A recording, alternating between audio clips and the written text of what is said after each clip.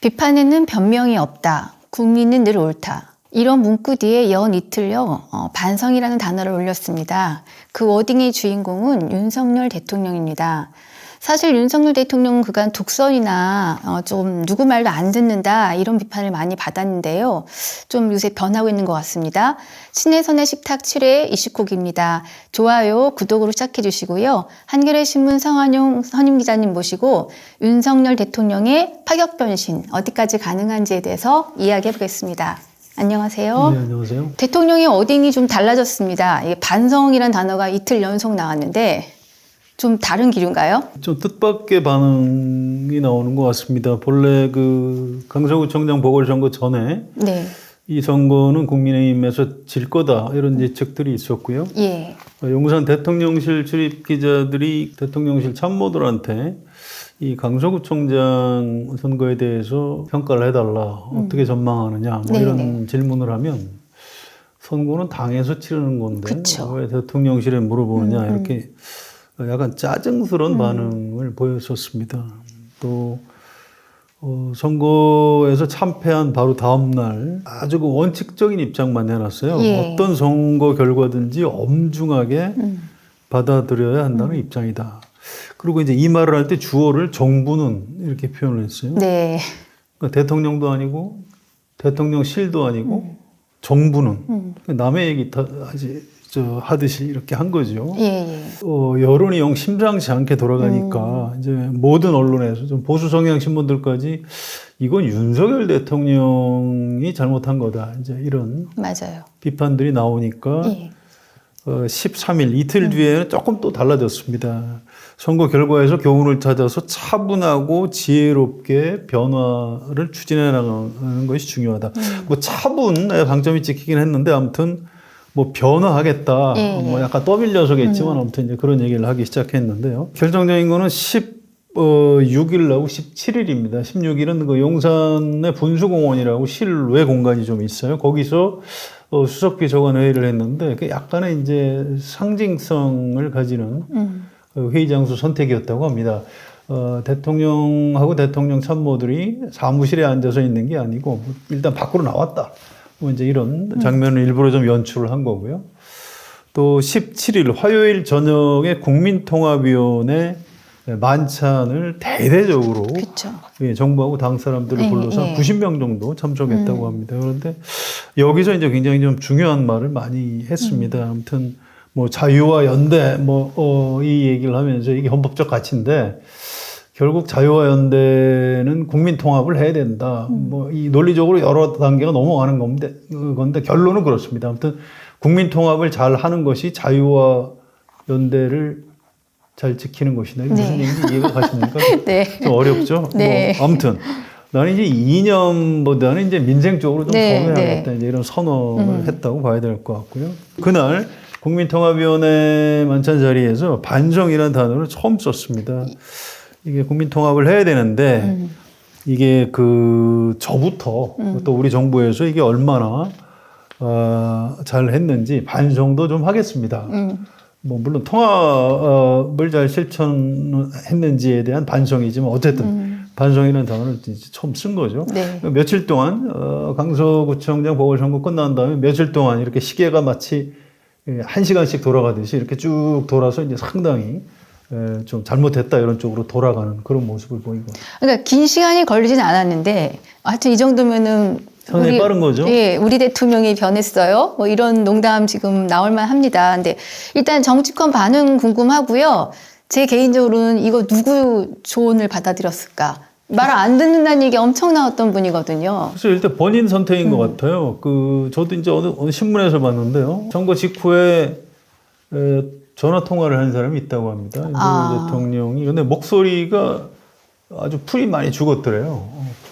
원래 좀 이제 몸집이 좀 크고 하니까 전화를 해도 항상 소리가 웡웡웡왕 했는데 굉장히 풀 죽은 목소리로 뭐 이렇게 얘기를 하더라.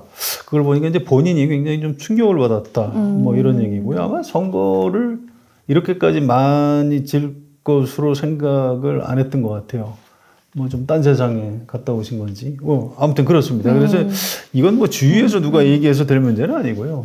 본인이 뭔가 좀 느끼는 게 있어서 그렇게 뭔가 좀 변화하는 것 같습니다. 이게 국민의힘 안에서도 의원들이 이거 상당히 많이 좀 나가네. 뭐 이런 표현을 할 정도로 윤석열 대통령 최근 며칠 동안 변화는 좀 상당히 좀 놀라운 수준인 것 같습니다.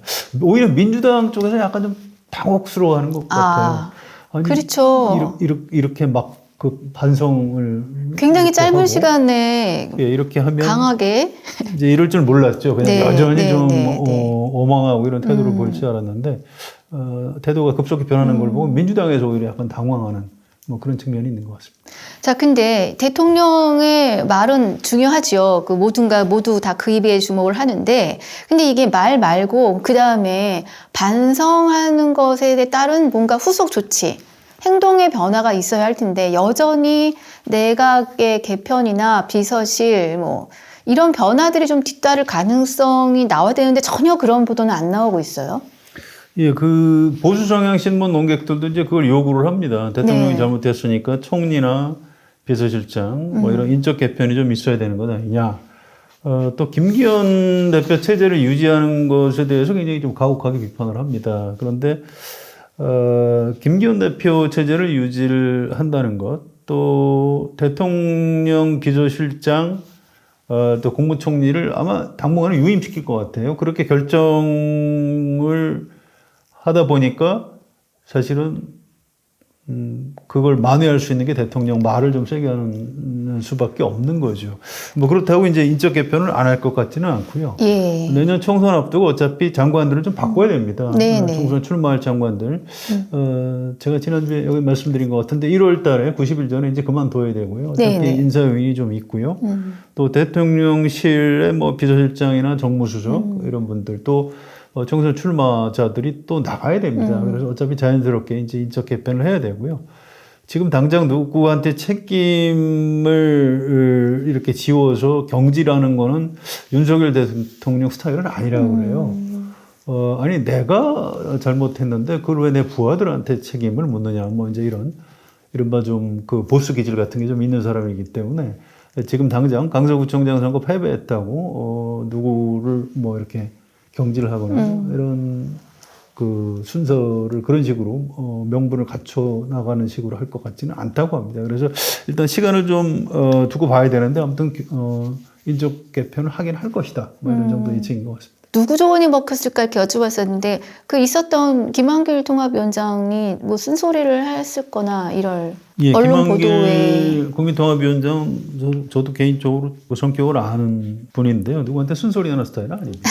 네. 그래서 누가 쓴소리 한다고 또 윤석열 대통령이 들을 사람도 아니고요. 이건 아마 아니 이렇게 저는 왜 자꾸 의심이 되죠? 이분이 갑자기 며칠 사이에 변해서 뭔 조치가 있었을까 자꾸 이런 생각이 드는데 글쎄요. 누가 쓴소리를 해서 이렇게 바뀔 사람인 것 같지는 않아요. 그래도 대한민국 대통령이고요. 네. 뭔가 이제 흐름 속에서 느끼는 바가 있었겠죠. 그래서 이건 윤석열 대통령 본인이 변한 것이다. 네. 이렇게 보는 게 저는 맞는 것 같아요. 대통령이 변한 것이다. 선거 졌어요. 처음에는 좀 버티다가 반성이라는 단어를 내밀었고 그리고 굉장히 센 정책을 밀어붙이는데 이 정책은 또 여야 할 것 없이 굉장히 찬성하고 기존에도 수건 일정 정도 여론이 있었던 건데 단계가 잘 맞아가는 것 같기도 하고 예, 그 의사 정원 확대. 예. 이게 이제 단순한 의사 정원 확대가 아니고 이제 의료 시스템 자체가 좀 무너져 가고 있기 때문에 네, 특히 네. 이제 수도권하고 지방하고 격차가 굉장히 크죠. 네.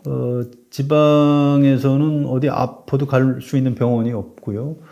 특히 뭐 소아과 같은 경우에 어린이들은 응급시설이 지방으로 가면은 뭐 거의 제대로 안 돼 있죠. 그러니까 아기를 낳을 수가 없고 뭐 이제 그런 것들이 있습니다. 그런 식으로 의료 시스템 자체가 좀 무너져 가고 있는 것 아니냐. 그런데 이 문제는 강서구청장 선거 전부터 국민의힘 안에서 정책 전문가들이 먼저 검토를 했던 사안입니다. 적절한 시기에 우리 당이 이 기득권자들 편만 드는 정당은 아니다. 예. 중산층과 서민들을 위해서 뭔가 해야 된다. 그러려면 의사들처럼 힘 있는 사람들의 입장 그 편에 서지 말고 의사들은 반대하더라도 어차피 민주당에서도 찬성을 할 수 있는 사안이니까 의사 정원 확대. 그래서 의료 시스템 전반적으로 좀 손을 보는 이런 정책 드라이브를 걸 수 있는 것 아니냐. 이렇게 가지고 있던 카드인데요. 이게 네, 이제 네. 강서구청장 선거 패배 이후에 어떤 국면 전환을 위해서 민생 경제 쪽으로 정권 자체가 이제 방향을 선회하는 그런 카드로 지금 꺼낸 거죠. 그래서 이 사람들 생각보다 준비가 많이 돼 있네 이런 우리 느낌이 들 정도로 지금 상당히 강력하게 밀어붙이고 있다고 봐야 되고요.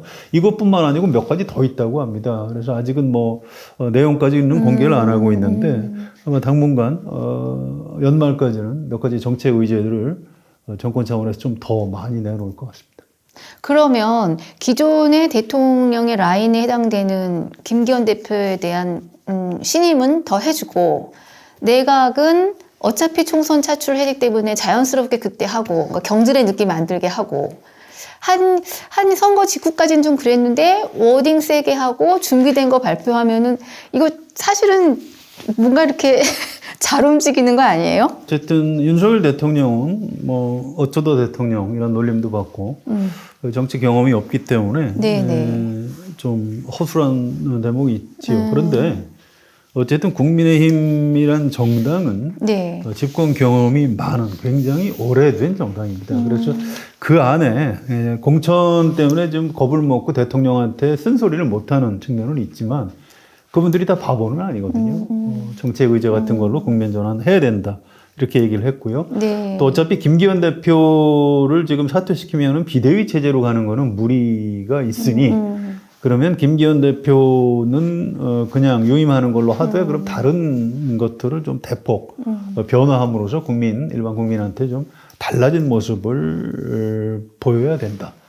이런 식으로 나름대로 이제 준비한 카드를 착착 하나씩 내놓고 있는 거죠. 국힘 내부에 일정 정도 또 반대 세력도 있잖아요. 그런 상황에서 자기의 진영을 뭔가 정리를 하는 것도 부담이 될 가능성도 있었겠네요, 그러면. 그렇죠. 국민의힘 안에 지금 윤석열 대통령하고 김기현 대표 체제에 드러내놓고 반대할 수 있는 사람은 없어요. 뭐 기껏해야 뭐 유승민 전 의원, 이준석 전 대표 이런 분들인데 그분들은 현역 의원도 아닙니다. 그래서 현역 의원들은 대부분 이른바 뭐 윤석열 대통령하고 김기현 대표 체제를 지지한다고 보시면 되고요. 아니 근데 왜 그 문자 사건 카톡에서 김기현 대표 자를 거다 뭐 이런 또 설왕이 있었던. 예, 그 이제 조수진 최고위원하고요, 또 여의도 연구원의 부원장하고 있는 김정호 전 의원이죠. 그분도 현역 의원이 아니에요. 그래서 좀 이 주류 분위기는 아닙니다. 아무튼 이 국민의힘에서 김기현 대표 체제를 유지한 것은 일반 우리 유권자 시각으로 볼 때는 굉장히 미흡하죠. 아니, 선거에서 졌으면 대표가 책임을 져야지 왜 임명직 당직자만 바꾸는 거냐 이렇게 비판을 할 수 있는데 사실은 생각보다 이 국민의힘 선거 이후에 변화의 폭이 큰 편입니다. 대표하고 최고위원들은 그대로 있죠. 그런데 어쨌든 사무총장을 바꿨고요.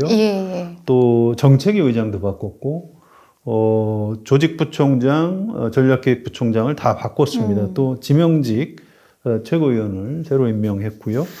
근데 이 회의 사진을 보시면 알 수 있는데 이게 생각보다 일단 사람이 많이 바뀌었기 때문에 얼굴이 많이 바뀌었고요. 특히 이 세대가 뚝 떨어졌어요. 근데 젊은 사람들이 많아졌습니다. 몇 사람만 소개를 해드릴게요. 유이동 정책위 의장이 평택을의 3선인데요. 이분이 1971년생입니다. 그래서 50대 초반이고요. 김예지 지명직 최고위원, 이분 시각장애인 피아니스트죠. 이분 1980년생이에요. 이준석 전 대표도 젊네요. 이준석 85년생. 전 대표는 85년생이죠. 전략기획부총장을 맡은 배준영 의원, 이분은 인천 중구 강화홍진 초선 국회의원인데 이분은 1970년생입니다. 그래서 정책위 의장하고 전략기획부총장 이런 분들이 이 50대 초반이고 김혜지 최고위원 같은 경우에는 80년생이면 이제 40대지요. 그래서 굉장히 좀 젊어졌고요. 또 이분들이 새로 이렇게 당직을 맡고 난 다음에 좀 변화하는 모습이 있습니다. 일단 유이동 정책위 의장 같은 경우에는 이태원 참사 일주기 추모식에 가겠다 이렇게 얘기를 했습니다. 그래서 당에서 다 가는 거냐 그랬더니 아니 그건 아니고 일단 저는 가겠습니다. 다른 분들도 좀 같이 가자고 제가 말씀을 드려보겠습니다. 이렇게 얘기를 했고요. 김혜지 최고위원이 길거리에 지금 현수막이 많이 걸려 있죠. 그런데 여당에서 내건 것 중에 민주당하고 이재명 대표를 공격하는 현수막이 굉장히 많습니다. 네, 네. 이거 다 철거하기로 했어요. 이 김혜지 최고위원이 아이디어를 냈고 국민의힘에서 즉각 받아들였습니다. 그래서 이런 식으로 이제 좀 달라지는 모습이 보이는 거고요. 이 현수막이 굉장히 길거리에 좀 지저분한데 맞아요. 그 중에서도 이제 네. 욕설하는 여당에서 야당을 비판하는 건 아무래도 이상하거든요. 일단 이런 것들은 다 좀 사라질 것 같고요. 이런 것 자체만으로도 일단 국민의힘에서 좀 좋은 평가를 받을 수 있을 것 같아요. 보궐선거는 졌는데 모든 상황을 약간 주도하는 느낌이 지금 연출되고 있습니다. 민주당은 어쨌든 응수해야겠네요. 현수막에서 욕하는 거 사라졌으면은 민주당 현수막도 조금 정돈해야 될 필요성도 있을 것 같고. 그런데 이제 민주당에서는 의외로 네. 여당을 뭐 이렇게 막 공격하는 현수막이 좀 적은 편입니다. 아무튼 그런 게 있는지 지금 파악을 해보려고 네, 했고요. 네. 그런 여당을 너무 심하게 비판하는 현수막을 아마 야당도 철거할 것으로 지금 예상이 됩니다. 어쨌든 전국을 정면 돌파해 나가는 분위기가 됐습니다. 오늘 발표된 윤 대통령 지지율은 그냥 아주 아슬아슬해요. 30% 간선이 턱걸이했다고 하는데 정책에 대해서는 긍정평가가 나왔다고 하는 것 같아요. 그 의사정원학대라든가. 그런데 지지율 자체는 확 떨어졌고. 아직 그게 정책 의제가 반영되지는 않았을 예, 겁니다. 네. 이게 여론조사가 이제 며칠 전에 한 거기 때문에 그런 거고요. 그다음에 이제 보궐선거에서 진 것 때문에 아마 대통령 직무평가가 좀 떨어졌고 부정평가가 올라갔을 겁니다. 네. 원래 지지도가 높아서 선거에 이기는 게 아니고요. 네, 선거에서 이기면 지지도가 올라가고 선거에서 지면 지지도가 떨어집니다. 그래서 이건 강서구청장 패배가 이제 수치로 나타난 것이다. 이렇게 보시면 되고요. 네, 네. 앞으로 윤석열 대통령 또 김기현 대표가 어떤 태도를 취할 것이냐 이것도 사실은 여론조사의 추이하고 관련이 있습니다. 네, 네. 의사정원 확대나 이런 정책 의제를 계속 던지면 저는 윤석열 대통령 직무평가나 국민의힘 지지도가 저는 올라갈 것으로 예상을 합니다. 이제 그렇게 되면 오히려 민주당이 좀 긴장을 더 해야 되겠죠. 사실 대통령의 워딩이나 여당 때문에 저희가 많이 피곤했던 건 사실이에요. 이게 계속 야당한테 싸운 걸고 비아냥거리고 정책에 대한 거, 경제 문제 해결 못하고. 그랬으니 이제 달라지면 또 그거에 대한 또 긍정의 급부가 올 수도 있겠다는 생각이 듭니다. 예, 우리가 일단 잘할 때는 우리 학생들한테도 마찬가지죠. 먼저 열심히 하면 잘한다고 칭찬을 해줘야 되고요. 예. 잘못할 때 이제 야단을 쳐야 되듯이 정치도 마찬가지입니다. 이렇게 변하는 모습 보이고 반성하고 국민은 늘 옳다 이렇게 얘기하고 그러면 일단 칭찬을 해주는 게 맞고요. 그래가면서 이제 진짜로 변하는지 지금은 말이 좀 앞섰는데 이게 진짜 실천으로 이어지는지 그러면 앞으로 통합형 인사를 기용을 하는지 또 계속 통합형 정책을 또 내놓을 것인지 이재명 대표를 만날 것인지 그렇죠. 지금 100일 기자회견 이후에 기자들이 무시당하고 있죠. 기자들도 안 만나고 있죠. 그럼 기자회견을 다시 하는 건지. 이른바 그 출근길 약식 회견, 도스태핑이라고 하죠. 네, 네. 그런 식으로 다시 소통 행보를 진짜 할 것인지. 이제 이런 것들은 좀 더 우리가 지켜봐야 되는 포인트입니다.